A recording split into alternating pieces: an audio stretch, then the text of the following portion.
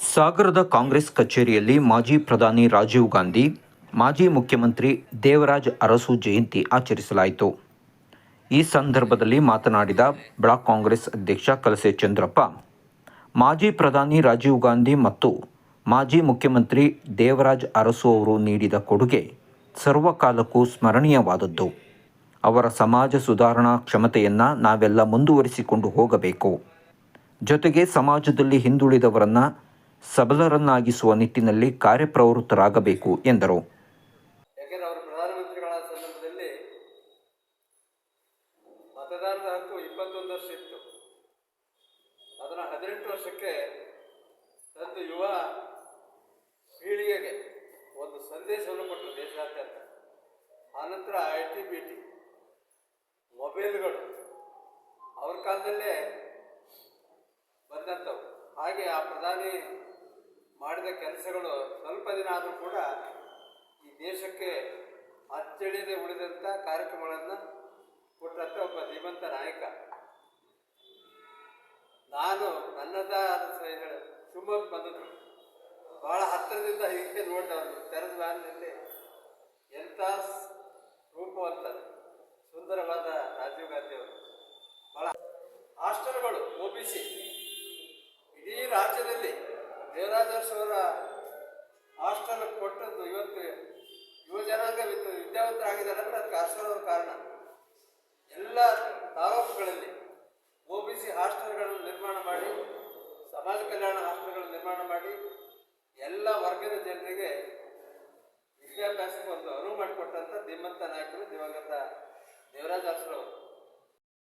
ನಗರ ಅಧ್ಯಕ್ಷ ಸುರೇಶ್ ಬಾಬು, ನಗರಸಭೆ ಸದಸ್ಯರಾದ ಗಣಪತಿ ಮಂಡಗಳಲೆ, ಮಧು ಮಾಲತಿ, ಪ್ರಮುಖರಾದ ಕೆ ಹೊಳೆಯಪ್ಪ, ಉಷಾ, ಮಹಾಬಲ ಕೌತಿ, ಸದ್ದಾಂ, ಆನಂದ್ ಭೀಮನೇರಿ, ಜಯರಾಮ್, ಕನ್ನಪ್ಪ ಸೇರಿದಂತೆ ಹಲವು ಕಾರ್ಯಕರ್ತರು ಉಪಸ್ಥಿತರಿದ್ದರು. ಸಾಗರ ಪಟ್ಟಣ ವ್ಯಾಪ್ತಿಯಲ್ಲಿ ಹೆಚ್ಚುತ್ತಿರುವ ವಾಹನ ದಟ್ಟಣೆ ಕಡಿಮೆ ಮಾಡುವ ಉದ್ದೇಶದಿಂದ ತಾಲೂಕಿನಲ್ಲಿ ಸಂಚಾರಿ ಪೊಲೀಸ್ ಠಾಣೆ ತೆರೆಯುವ ಹಾಗೂ ಪ್ರಮುಖ ವೃತ್ತದಲ್ಲಿ ಸಿಗ್ನಲ್ ಲೈಟ್ ಅಳವಡಿಸುವ ಕುರಿತು ಶಿವಪ್ಪ ನಾಯಕ ನಗರದ ನಾಗರಿಕ ವೇದಿಕೆ ವತಿಯಿಂದ ASP ಬೆನಕಪ್ರಸಾದ್ ಅವರಿಗೆ ಮನವಿ ಸಲ್ಲಿಸಲಾಯಿತು. ಸಾಗರವು ನಗರಸಭೆಯಾಗಿ ಪರಿವರ್ತನೆಗೊಂಡು ಹಲವು ವರ್ಷಗಳೇ ಕಳೆದಿವೆ. ಪಟ್ಟಣದಲ್ಲೀಗ ಜನಸಂಖ್ಯೆ 2 ಲಕ್ಷಕ್ಕೂ ಹೆಚ್ಚಿದೆ. ಆದರೂ ನಗರಸಭೆ ವ್ಯಾಪ್ತಿಯಲ್ಲಿ ವಾಹನಗಳ ನಿಲುಗಡೆ ಕುರಿತು ಪೊಲೀಸರು ಈವರೆಗೂ ಕಾನೂನುಬದ್ಧ ನಿಯಮಗಳನ್ನು ಜಾರಿಗೊಳಿಸಿಲ್ಲ. ಹೆಚ್ಚು ಜನಸಂದಣಿ ಇರುವ BH ರಸ್ತೆ, ಅಶೋಕ ರಸ್ತೆ, ತಿಲಕ್ ರಸ್ತೆ, ಮಾರಿಕಾಂಬಾ ರಸ್ತೆ ಹಾಗೂ ಚಾಮರಾಜಪೇಟೆ ರಸ್ತೆಯಲ್ಲಿ ಸಮರ್ಪಕವಾಗಿ ವಾಹನ ನಿಲ್ಲಿಸಲು ಪೊಲೀಸರು ವ್ಯವಸ್ಥೆ ಮಾಡಿಲ್ಲ ಎಂದು ಮನವಿಯಲ್ಲಿ ಹೇಳಿದ್ದಾರೆ. ಇಲ್ಲಿ ಸಾಕಷ್ಟು ಸಂಖ್ಯೆಯಲ್ಲಿ ವಾಹನಗಳು ಓಡಾಡ್ತಿದ್ದು, ಸಿಗಂದೂರು ಸೇತುವೆ ಆದ ನಂತರ ವಾಹನಗಳ ಸಂಚಾರ ಜಾಸ್ತಿ ಆಗಿರೋದ್ರಿಂದ ಅಪಘಾತಗಳು ಜಾಸ್ತಿ ಆಗೋ ಸಾಧ್ಯತೆಗಳು ಜಾಸ್ತಿ ಇರೋದ್ರಿಂದ ಮತ್ತು ಇಲ್ಲಿ ಪಾದಚಾರಿಗಳಿಗೆ, ವೃದ್ಧರಿಗೆ ಮತ್ತು ಸಾರ್ವಜನಿಕರಿಗೆ ಹಾಗೂ ಅನಾರೋಗ್ಯ ಪೀಡಿತರಿಗೆಲ್ಲ ಸುಗಮವಾಗಿ ಓಡಾಟಕ್ಕೆ ಅನುಕೂಲ ಆಗುವ ದೃಷ್ಟಿಯಿಂದ ಇಲ್ಲಿ ಸಾಗರದಲ್ಲಿ ಟ್ರಾಫಿಕ್ ಸಿಗ್ನಲ್ ಲೈಟನ್ನು ಸಂಚಾರಿ ಇದರಲ್ಲಿ ಪ್ರಮುಖ ಸರ್ಕಲ್ಗಳಲ್ಲಿ ಅಳವಡಿಸ್ಬೇಕಂತೇಳಿ ಒಂದು ಮನವಿಯನ್ನು ಕೂಡ ಇದನ್ನು ASP ಅವರಿಗೆ ನೀಡಿದ್ದೀವಿ. ಸಿಗಂದೂರು ಸೇತುವೆ ಲೋಕಾರ್ಪಣೆ ಬಳಿಕ ಜೋಗ ಮತ್ತು ಸಿಗಂದೂರಿಗೆ ಬಂದು ಹೋಗುವವರ ಸಂಖ್ಯೆ ವಿಪರೀತ ಹೆಚ್ಚಾಗಿದೆ. ಇದರಿಂದ ಸ್ಥಳೀಯರು, ಪಾದಚಾರಿಗಳಿಗೆ ತೀವ್ರ ತೊಂದರೆಯಾಗುತ್ತಿದೆ. ಈಗಾಗಲೇ ಪೊಲೀಸರಿಗೆ ಹಲವು ಬಾರಿ ಮನವಿ ಮಾಡಿದ್ದರೂ ಪ್ರಯೋಜನವಾಗಿಲ್ಲ. ಈ ಸಂದರ್ಭದಲ್ಲಿ ವೇದಿಕೆಯ ಪ್ರಮುಖರಾದ ಇಮ್ತಿಯಾಜ್ ಚಿಪ್ಪಳಿ, ಕೆ ಪ್ರಕಾಶ್, ಸುರೇಶ್ ಕಾರ್ಗಲ್, ಸತ್ಯನಾರಾಯಣ, ಸತೀಶ್ ಗೌಡ್ರು, HC ಮಂಜಪ್ಪ, ವಿನಾಯಕ ಮೊದಲಾದವರು ಇದ್ದರು. ವಿಶ್ವ ಹಿಂದೂ ಪರಿಷತ್ ಸಂಸ್ಥಾಪನಾ ದಿನದ ಅಂಗವಾಗಿ ಸಾಗರದ ಮಾರಿಕಾಂಬಾ ದೇವಸ್ಥಾನದಿಂದ ಸೇವಾ ಸಾಗರ ಶಾಲೆವರೆಗೆ ರಾಧಾಕೃಷ್ಣರ ವೇಷ ತೊಟ್ಟ ಮಕ್ಕಳಿಂದ ನಗರ ಸಂಕೀರ್ತನೆ ನಡೆಯಿತು.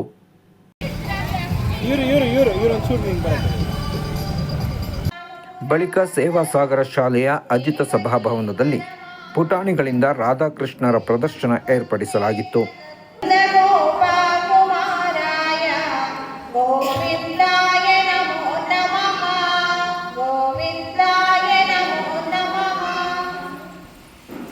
ಇದೇ ವೇಳೆ ಪ್ರಾಂತ ಕಾರ್ಯಕಾರಿಣಿ ಸದಸ್ಯ ರಮೇಶ್ ಬಾಬು, ಭಜರಂಗ ದಳ ವಿಭಾಗ ಸಂಯೋಜಕ ರಾಜೇಶ್ ಗೌಡ, ಸೇವಾ ಸಾಗರ ಟ್ರಸ್ಟ್ ಅಧ್ಯಕ್ಷರಾದ ಗೋಪಾಲ ಮೊದಲಾದವರು ಮಾತನಾಡಿದರು.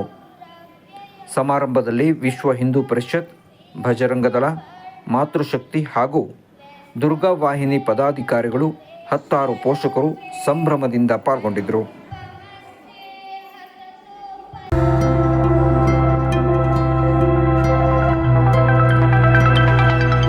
ನಮ್ಮದೇ ಫ್ಯಾಕ್ಟರಿಯಲ್ಲಿ ತಯಾರಾಗುತ್ತೆ ಗುಣಮಟ್ಟದ ಬಟ್ಟೆ. ಶುಭ ಕಾರ್ಯಕ್ಕೆ ಸಿಗುತ್ತೆ ವೈವಿಧ್ಯಮಯ ಜವಳಿ. ಮಲೆನಾಡಲ್ಲಿ ಫೇಮಸ್ ಇದೆ ನಮ್ಮ ಅಂಗಡಿ. ಹಿಂದೆ ಭೇಟಿ ಕೊಡಿ. ಪಾಂಡುರಂಗ ಟೆಕ್ಸ್ಟೈಲ್ಸ್, ಜವಳಿ ವ್ಯಾಪಾರಿಗಳು, ಜೋಗ ರಸ್ತೆ, ತಾಳಗುಪ್ಪ.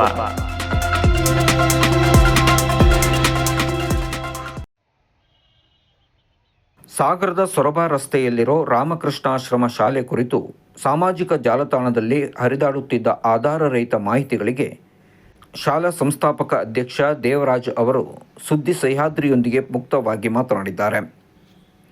ಶಾಲೆಯ ಬಗ್ಗೆ ಒಂದಷ್ಟು ಜನ ಅಧಿಕಾರಿಗಳ ಮಟ್ಟದಲ್ಲಿ ಹಾಗೂ ಸಾಮಾಜಿಕ ಜಾಲತಾಣದಲ್ಲೂ ವಿನಾಕಾರಣ ಸುಳ್ಳು ಸುದ್ದಿಯನ್ನು ಹರಿದು ಬಿಡುತ್ತಿದ್ದಾರೆ. ಅಂತಹವರ ವಿರುದ್ಧ ಶಾಲೆಯ ಆಡಳಿತ ಮಂಡಳಿ ತೆಗೆದುಕೊಂಡಿರುವ ಕ್ರಮಗಳ ಬಗ್ಗೆಯೂ ದೇವರಾಜ್ ವಿವರಿಸಿದ್ದಾರೆ. ಸಂಸ್ಥೆ 2007-8ರಿಂದ ನಡ್ಕೊಂಡು ಬರ್ತಾ ಇದೆ. ಎಲ್ಲ ಸುಸಜ್ಜಿತ ಕಟ್ಟಡ ಇದೆ, ಭದ್ರವಾಗಿರ್ತಕ್ಕಂಥ ಕಟ್ಟಡ ಇದೆ, ಮೂಲಭೂತ ಸೌಕರ್ಯಗಳೆಲ್ಲ ಇದ್ದಾವೆ. ಮೇಲಾಗಿ ವರದಾ ನದಿಯ ಉದ್ದಕ್ಕೂ ಸರ್ಕಾರ ಕಟ್ಟಿಸ್ಬೇಕಾಗಿರ್ತಕ್ಕಂತಹ ತಡೆಗೋಡೆಯನ್ನು ನಾವೇ ಭದ್ರವಾಗಿ ಕಟ್ಟಿಸಿದ್ದೀವಿ.